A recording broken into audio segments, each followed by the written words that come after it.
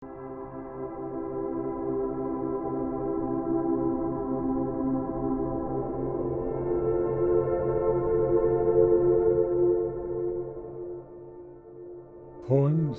from Visions and Experiences, Volume 2, Sons of Light. Weep not, O world, more tales of woe, for I have grief enough to bear.